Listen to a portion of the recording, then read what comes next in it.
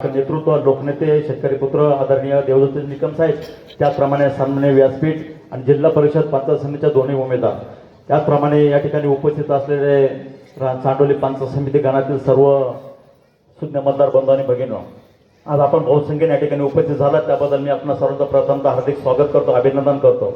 त्याचप्रमाणे आदरणीय देवदत्त निकम साहेबांच्या बाबतीत जास्त काही सांगण्याची गरज नाही।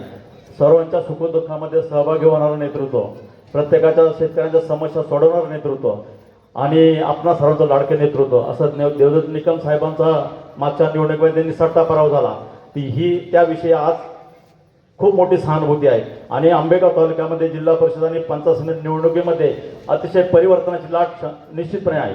त्याप्रमाणे ह्या निवडणुकीमध्ये जिल्हा परिषद कळंब जिल्हा परिषद गटामध्ये आपल्या चांडोली गावच्या माजी सरपंच सौभाग्यवती प्रीतीताई प्रवीण थोरात या एकदम सुशिक्षित, अभ्यासू, कर्तृत्व, नेतृत्व, दातृत्व आणि वक्तृत्व असे सर्व गुण त्यांच्यामध्ये भरभरून भरलेले आहेत।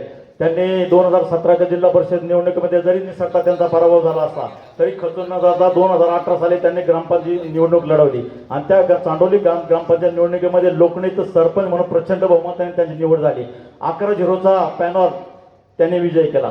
त्याप्रमाणे त्या कार्यकालामध्ये आपल्या जिल्हा परिषद गटामध्ये मागील ज्या जिल्हा परिषद सदस्य होत्या त्यांनी किती निधी आणला तुम्ही सांगू शकताय का? एकदा प्रियंका प्रीतीताईंनी चांडोली गावामध्ये 7 ते 8 कोटीचा फंड चांडोली गावामध्ये विकासासाठी आणलेला आहे। जर चांडोली गावासाठी जर 7 कोटी ते आणू शकतात तर आपल्या जिल्हा परिषद सदस्य म्हणून तिथे गेल्यानंतर किती निधी आणू शकतील याचा विचार आपण करा। त्याचप्रमाणे चांडोली पंचायत समिती गणातील ज्या उमेदवार आहेत, वलती गावच्या सुकन्या आणि राननेगावच्या सुनबाई म्हणून त्या आता निवडणुकीमध्ये आपल्या सर्वांच्या समोर उभे आहेत। त्याचप्रमाणे त्यांचं दोन्ही उमेदवारांचं वक्तृत्व काय आहे आता आपल्याला सर्वांना भाषणातून पाहायला मिळेल।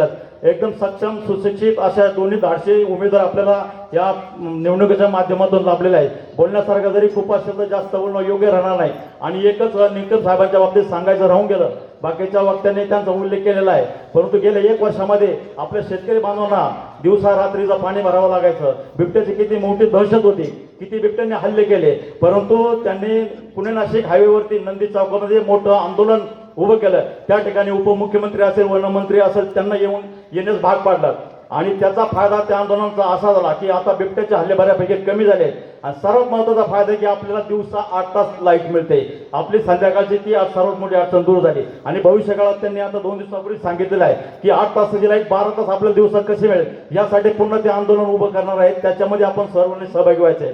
जास्त नाही काय बोलता आपण सर्व उपस्थितांच्या वतीनं त्या दोन्ही उमेदवारांना मी खूप भरभरून शुभेच्छा देतो की ती प्रचंड बहुमताने विजयी होतील आणि आपण सर्वांना एक विनंती करतो, ज्या पद्धतीने आज आपण बहुसंख्येने ह्या कार्यक्रमात उपस्थित झाला त्याप्रमाणे येत्या 9 तारखेला विजय सभेसाठी आपण सर्वात जास्त उपस्थित राहायचं अशा प्रकारे विनंती करतो। थांबतो। जय हिंद, जय महाराष्ट्र। आणि एक घोषणा देतो, सर्वांनी हात वर करून एक घोषणा द्यायची।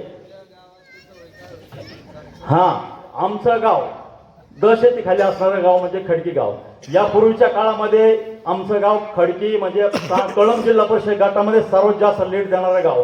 80% वन साइड घड्याळाच्या बाजूने मतदान होत होतं, परंतु मागच्या लोकसभेला आणि विधानसभेच्या आम्ही दापोलीला 50% वरती आणले आणि ह्या निवडणुकीमध्ये आम्ही ते 60 ते 65% वरती मायनस करणार। आपल्या बाजूने 60 ते 70% मतदान आपल्या तुतारीच्या बाजूने होईल असा विश्वास या ठिकाणी देतो आणि थांबतो। जय हिंद, जय महाराष्ट्र। धन्यवाद दत्ता शेठ।